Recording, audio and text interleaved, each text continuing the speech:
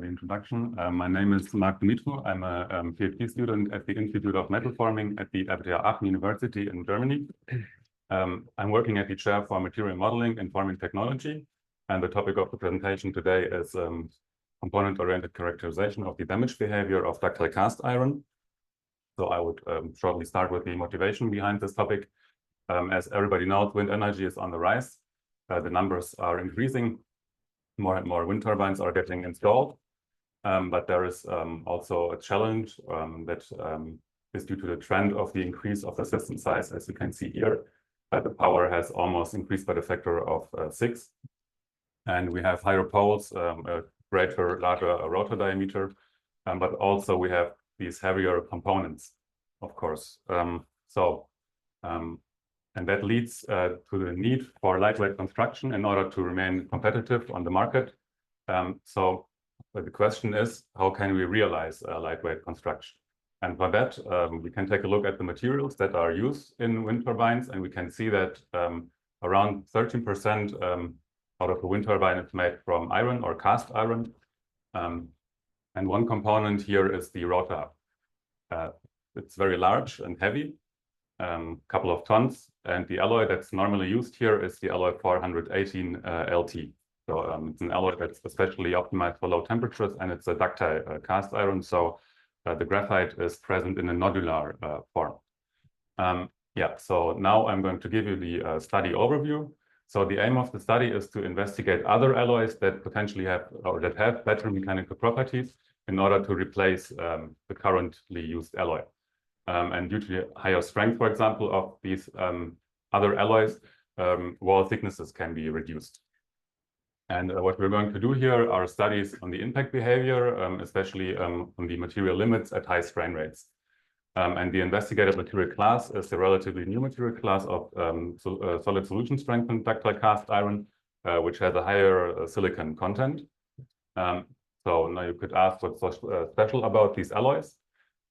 They have a higher elongation at fracture while having a similar ultimate tensile strength compared to conventional alloys. And one alloy here that's interesting is the alloy 450-18, which has a slightly higher ultimate tensile strength. And this alloy is taken for the further investigation here. So it's a promising material to be used for lightweight design. And how can we investigate this material? For that, we can, for example, use the Sharpie impact test that I think everybody knows. As you know, there is a very critical stress state in the Sharpie impact test because of the bending of the sample. While in the impact tensile test, for example, which comes from the testing of plastics, we don't have this bending. So the stress state is not as critical as in the Sharpie impact test. The sample is much flatter. So it's especially used, especially good for low wall thicknesses. And so it's a medium stress state we have here. And this is how the impact tensile test looks like when it's performed. So you can see the hammer falls on the clamping system. Here we have our standard sample geometry, and the points where the hammer falls on this clamping system are shown here. And this is should be the hammer. And the sample then fractures here at this point where we have the lowest cross section. So this is how it looks like. And now that you know how the impact tensile test works, I'm going to show you the procedure of the study. So first, we're going to test the alloy 450-18 in the impact tensile test in the relevant temperature interval from -100 to 100 degrees. Then we're going to analyze the transition behavior, the absorbed impact energy, and the fracture surfaces here. And then we're going to perform component-oriented simulations of this rotor hub and try to transfer the stress state that's present in the rotor hub to a sample geometry to be tested in the impact tensile test. So let's start with the analysis of the transition behavior. I'm going to hurry up a little here. So after we have tested several samples in the impact tensile test at the different temperatures, every time 3 samples per temperature, we can record the transition curve. So what we can see when we take the SEM images is that at 80 degrees, we have 100% ductile fracture. At 25 degrees Celsius, we still have ductile fracture. Then when we go deeper, we can see that we start seeing brittle fracture. So it's a mixed fracture here, ductile and brittle, also at 0 degree. And at -40 degree, we start seeing only brittle fracture. So here at -60 degrees, it's brittle fracture, and it continues like this. So we can say that in between 25 degrees and -40 degree, we have that transition area. And that leads to some intermediate results of the study. So this alloy we have investigated is not suited for the use at low temperatures under 25 degrees, according to the study when tested in the impact tensile test, because of the presence of brittle fracture. But it is suited for the use at temperatures above 25%. So it could be a possible replacement for the 418. So now the question is, how can the component stress state that's present in the rotor hub be transferred to a notch geometry? It's quite a hard task here. And the other question is, does this notch geometry lead to a shift of the transition curve towards lower temperatures?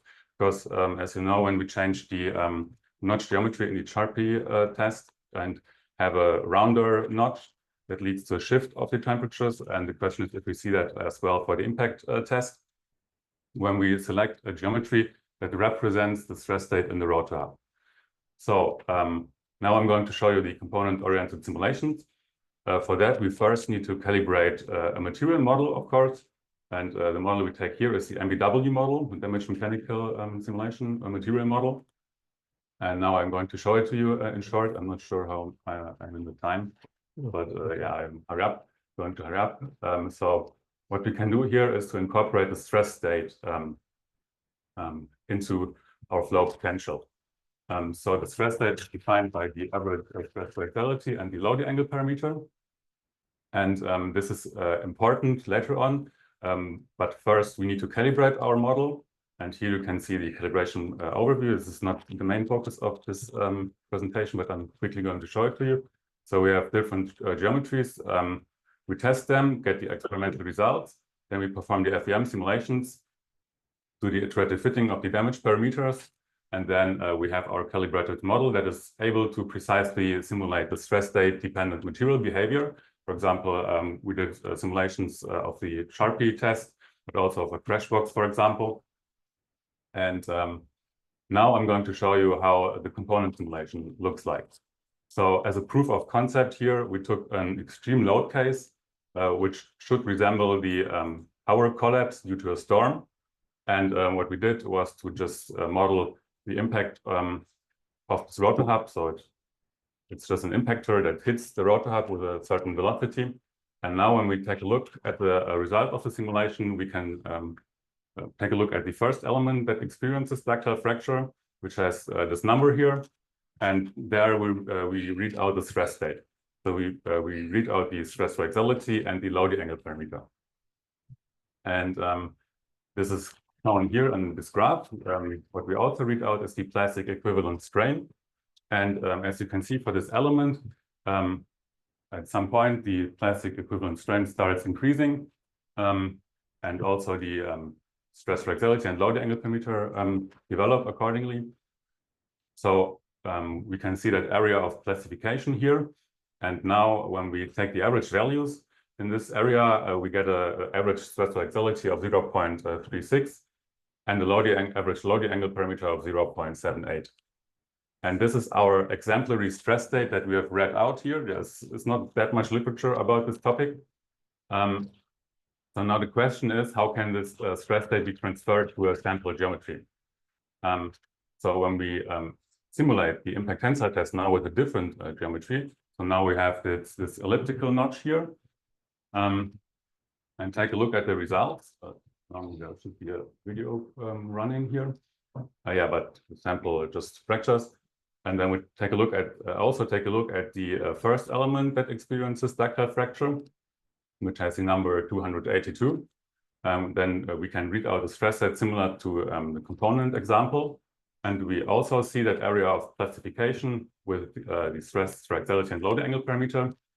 And when we average the values over this interval, we get an average stress or axiality of 0.52 and an average loading angle parameter of 0.88.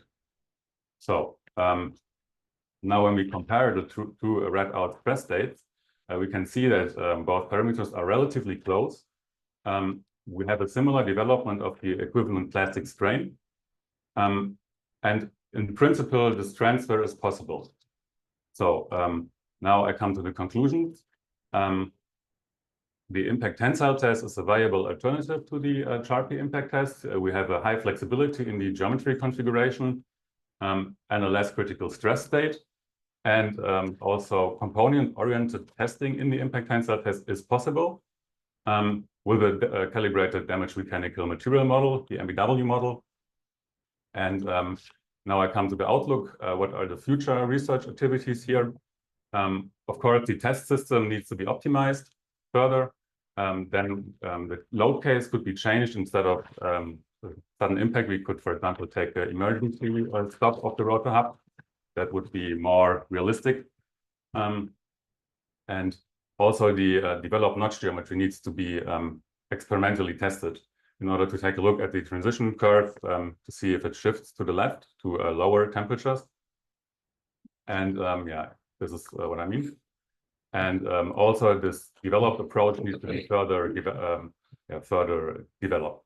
So we need more components, we need further notch geometries, but what we also need is a stronger involvement of the industry in order to accelerate the development process.